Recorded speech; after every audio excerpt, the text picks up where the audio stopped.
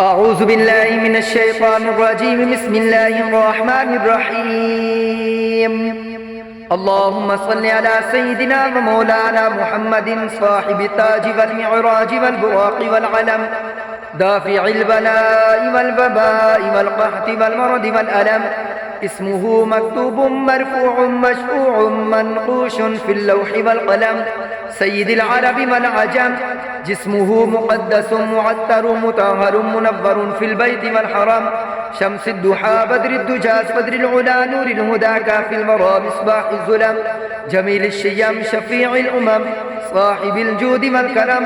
والله واسمه وجبريل خادمه والبراق مركبه والمعراج سفره وسدرة المنتهى مقامه وقاب قوسين مقلوبه والمطلوب مقصوده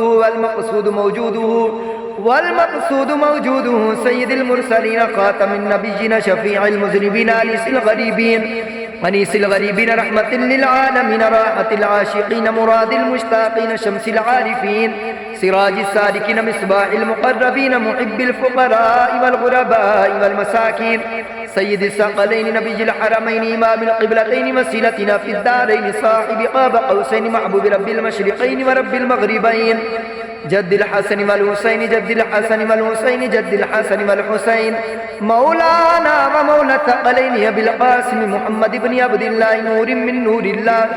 يا أيها المشتاقون بنور جماله بلغ العلا بكماله كشف الدجى بجماله حسنت جميع خصاله صلوا عليه وآله وأصحابه وسلموا تسليما كثيرا. آمنت بالله صدق الله العظيم.